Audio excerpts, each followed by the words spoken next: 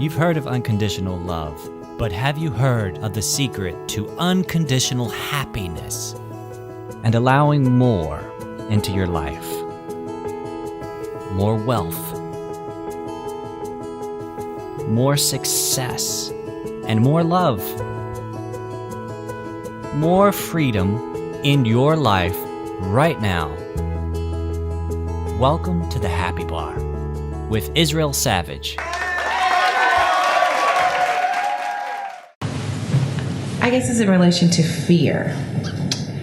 I do believe that when you have fear, and I'm aware that fear is usually the roadblock of all roadblocks, but it often disguises itself as procrastination, excuses, how you rationalize why you do something. How do you combat the fear or diminish its presence in your life, so to speak? The answer is always in the question, every single time. And so you've answered it for yourself, or you've given us the information to answer it. What you focus on, you make more of, right? And so you use words like combat. How do I combat fear? Well, that's a fight you'll never win. Anytime that fear has become something so big that it can fight you back, you'll never win that fight. That fight will go on that will be the longest war of your life, right? What you focus on, you make more of. So what do? Again, we can use this idea of the law of attraction, the law of momentum, to withdraw our focus from the things we don't want, so that train of momentum starts to slow and get slower, and focus on the things that we do want. Another way to look at that, and sometimes I even do it in the air sometimes, I turn the knob down on what I don't want, and I turn the knob up on what I do want. And it's a gradual process of tuning. And that's really all that you're doing. And know this, you can have a combative relationship with fear, or you can realize fear is doing what fear is supposed to do. Fear, the fact that you're afraid, is telling you your emotional guidance system is working. And what I mean by that is we have everything we need to know what to do turn by turn by turn. And that guidance comes to us through our emotions, right? And I'll rewind and lay this out for you. We already talked just a little that there is a physically focused you, right? There's a physically focused you. There's a physically focused us. Not all of you is physically focused. Part of you, the greater part of you, is non-physical, and you can feel it. It's non-physical, it exists, and it's you in your purest form. And that's where your guidance comes from.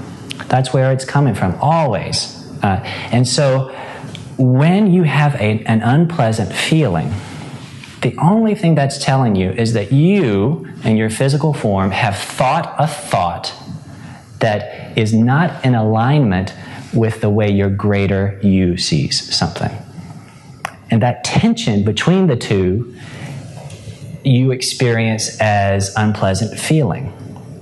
So for instance, if I'm going to, if I have an audition or there's something I want to apply for, a job I want to apply for, I'm not going to do that because I'm just not going to get it. Never works out for me. That doesn't feel good. And the reason it doesn't feel good is because your greater you does not see things that way. And that tension that you feel is your greater you holding a place for you in everything that you want, holding that there for you and waiting for you to catch up with it. The tension that you're feeling is that you have, vibrationally speaking, you have this escrow of desires, and you are holding yourself back from it with your thoughts. That's all that is. That's all fear is. It's your friend because it's telling you, check your thoughts. You are holding yourself apart, and you don't need to, from what you want.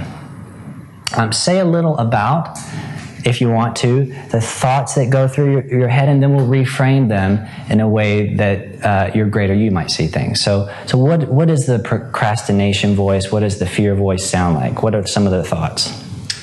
Well, something that I realized recently about myself was I had my yes and no backwards in my head.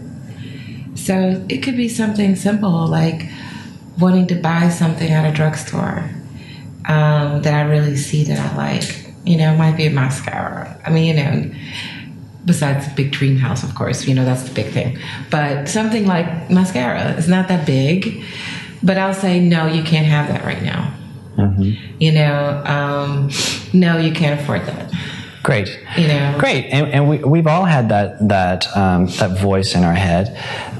And that's the physical you saying that. Your greater you would say something like this. You are abundant. You are prosperous. There have been times when you weren't sure how finances were going to work out, and you worried about those things, and you felt like things were scarce, and they always work out. And usually it works out in a way that you never expect or plan, despite all of your worrying. Things always are working out for you. Things are always working out. Your greater you would say, what you really want isn't the thing. What you really want is the feeling of having the thing. And that's true of anything that you want. I don't care what it is. What you really want is the way that you think that thing is going to make you feel. And so you are prosperous. You are abundant. You can have whatever you want. I get that in our physically focused selves, we say, well, but the money's not in the bank, right? The money's not in the bank. And you just can't get to a place of having the money in the bank until you are in a feeling place of abundance. And so there's one caveat, one thing that I want to say. As you find a place of feeling that matches what you want, sometimes it means not picking up certain subjects that are so charged they take you into that feeling of scarcity, right?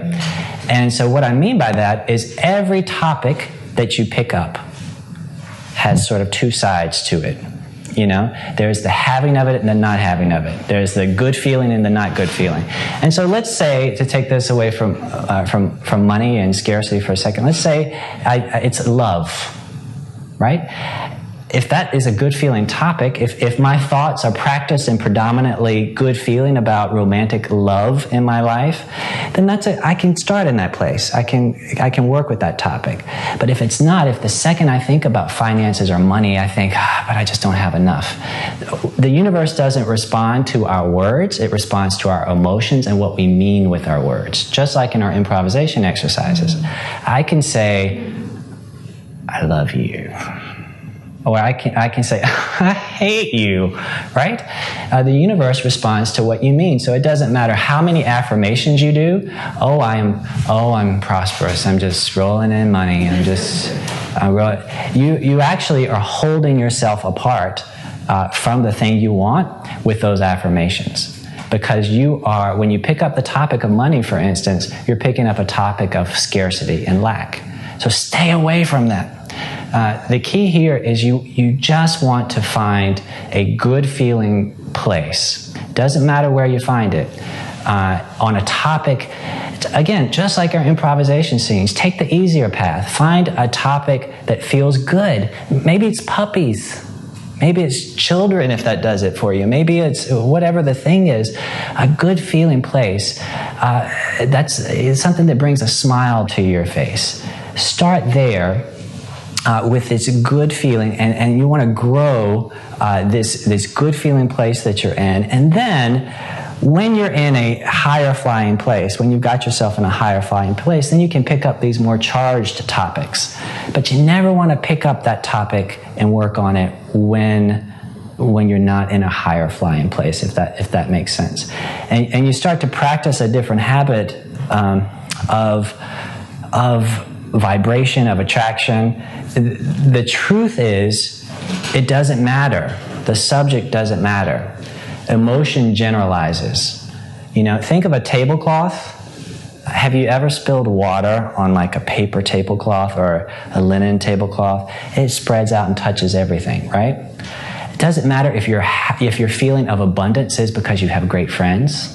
If abundance is the feeling that you want, it doesn't matter where you conjure that, because it will generalize to the other areas of your life. Let's say you have 5 areas in your life that you have desires in. I'm just picking a random number, and let's say in 4 of those areas you've got a lot of resistance. You're holding yourself apart, doubt, disbelief, scarcity from what you want.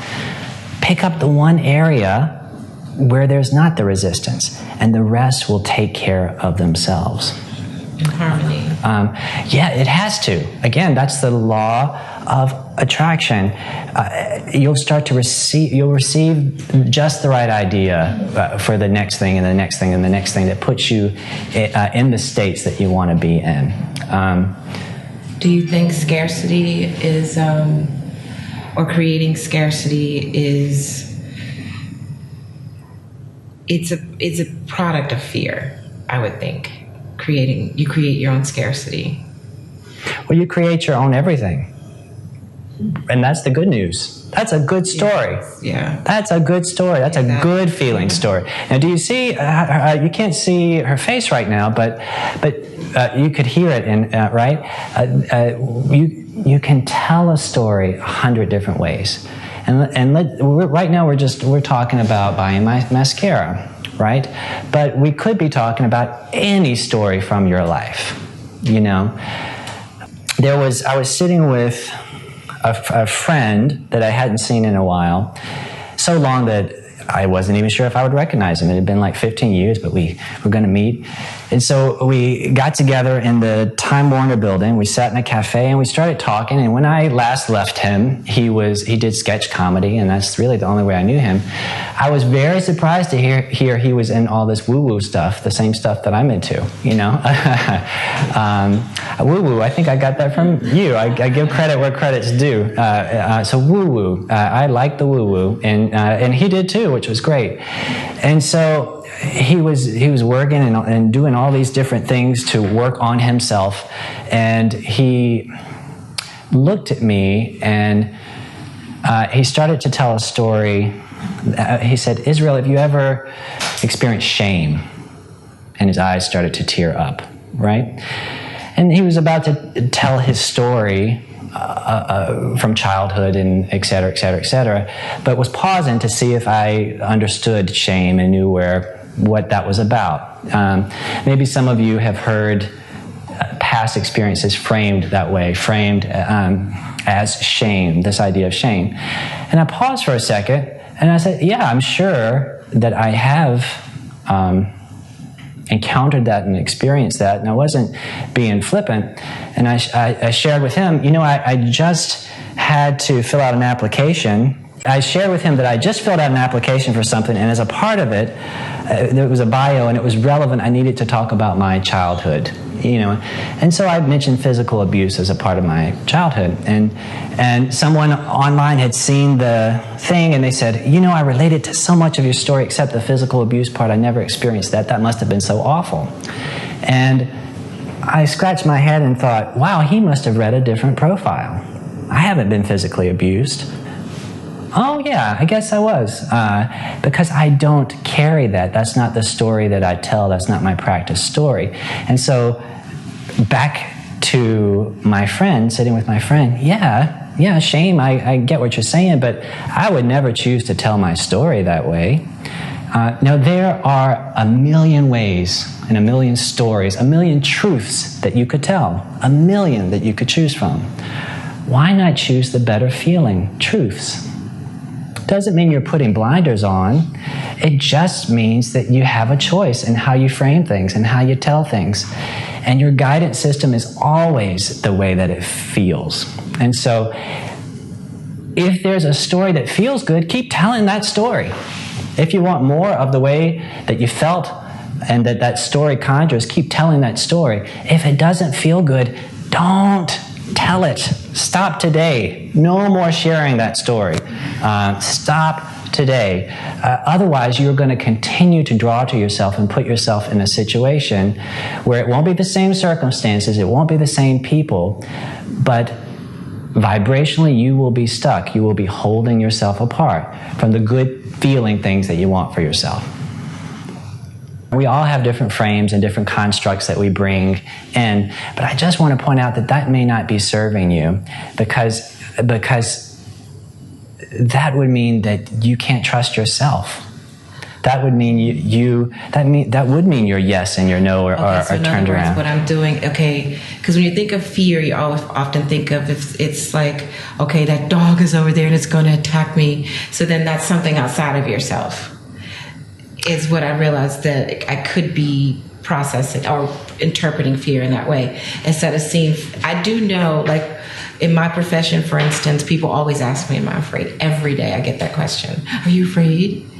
So in that arena, you know, because I could get robbed or have a car accident or something like that. Okay, that's fear in that specific experience. But like when it comes to something a little bit more intimate, a desire, I want love, or I want a prosperous career, you know, I want a lovely new home. This is good. This is good. So let me, because I get where you're going, and it's a misunderstanding of those emotions. Right. Let me start with desire, and then we'll talk about the misunderstanding of fear. So desire is not lack, and desire is not wanting. Desire is not less than. Desire is not scarcity. Do you feel how the universe, you might use the word desire, but if when you describe desire, it feels like I'm being held apart from it. It's a pining, it's a wanting, like those romantic novels that you read, right? That's not desire.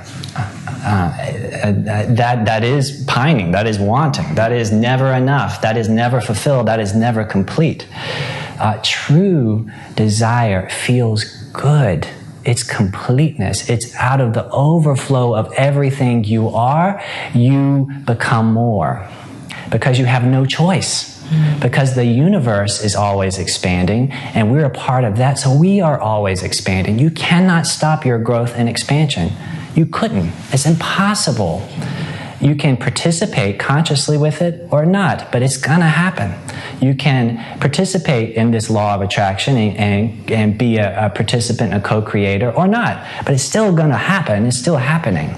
And so I want to offer that maybe the topics that you're picking up, and they're so tricky. You're not alone. We've all been there. So tricky, and you're calling it desire. It's not desire. That's the very thing that's holding you apart. Again, out of the overflow of a true understanding of all that you already are, more is made. And it's effortless. So it's about acceptance in a way of... Yes, and I would also say it's about allowing. Allowing. You don't have to do anything. If it feels like work, and by work I mean strain and stress. We've said this before, an unhappy journey always ends unhappily. You can't have a happy ending if your journey has been unhappy. Mm-hmm. You just can't. Mm-hmm. And so if it's been wrought with stress and strain, and then the ending, when you get the goal, you're gonna be crawling up the hill and I got it. I thought it would feel better than this. Well, no, it doesn't, because you take you with you. Mm-hmm. Right? You were on that journey the whole way, and then when you get the goal, you're with you as well, right? And so desire true work, all of this should feel good. And when it doesn't, it's not a bad thing. When it doesn't, again, that is guidance. In the same way that when I step this way, that feels good, that's guidance. When I step this way, that doesn't feel good, oh, good. Now I know to go this way. They're equally valuable. And so, again, back to where you started, you can't make an enemy of fear because you're fighting yourself. You're fighting your guidance system. It's like people who fight the GPS. You know, stop it. You stop telling me where to go. You know, but that's what I'm supposed to do. I'm supposed to guide you, but stop it. You know, you're fighting against yourself. You have this desire, and you just need to let go. And allow. Yeah, I appreciate that, because I know something just occurred to me as I was listening to you is the fear of not wanting what you want, because you're afraid in wanting it, you're never going to get it. What if we just, I'm just going to turn this page. Okay. And what if we just decided to be somewhere else? Emotionally. So be emotionally. Okay. I get it. I totally get it. I'm processing it. I mean, I totally get it though. Completely get it. Because it's like what you were saying about the journey and going to White Lake, that the journey itself was so joyful, that even the experience that lasted beyond just going to White Lake, it lasted even after you left White Lake, because the journey was you were still continuing in the journey. Yeah, and I just want to say something that I think is important for all of us, and that's this. Sometimes we like the struggle. Sometimes it's our friend. Sometimes it's comfortable. Sometimes, despite all of our protesting, we don't want to let go of the struggle. We like it. We want to argue for why we can't have our desire. And so we tell a story. You know, we think, in this example, how can I pick fear up and look at it this way and this way and this way, and how can it hold me apart? You know, and then let me teach a class on how fear holds us apart, and then let me sign up for sessions with someone who sits across from me and listens to me talk about how fear holds me apart, and then validates what I'm saying. And we all do that, and so you wouldn't be alone if you fall into that category. And so you have to just make a choice. And I think for anyone who wants to work in this way, and I use the word work this time, good feeling work. This work is just making a choice that feeling good is going to be my top priority, above everything else. Doesn't mean that you're always happy. You don't want to always be happy, because if you're always happy, then you're not exploring, you're not growing. You always want to be reaching for a better feeling spot, a better feeling thought. And then I find it, and it clarifies a desire for me, and it leads me to this next spot, and whoa, that's not good feeling, and then I have to recalibrate, and I find it again, and that's evolution, that's growth, that's expansion. So it's not about let me be happy, it's about let me always be reaching for the better feeling way to tell my story. Otherwise, you will feel stuck. You are never stuck. And the reason that feels bad, and the reason you're saying to me right now emotionally, you're saying, I know what that feels like. That's exactly where I am. And the reason that doesn't feel good is because your greater you looks on and says, you are not stuck. What are you talking about? That is not something that I even understand. And you are saying, but I am stuck. I just feel I am stuck. And it doesn't feel good because it doesn't match the way that your greater you sees things. The greater you has already mapped out you. What do you mean you're stuck? I gave you this path, you've got a dozen. Just pick one. You can have whatever you want. It's not a vibrational match. Yeah, I get it. Thank you. If you liked what you just heard, then take inspired action now. That's right, act while you are feeling good. And build on your momentum. Schedule your free discovery call with me at instudios-nyc.com/happy bar.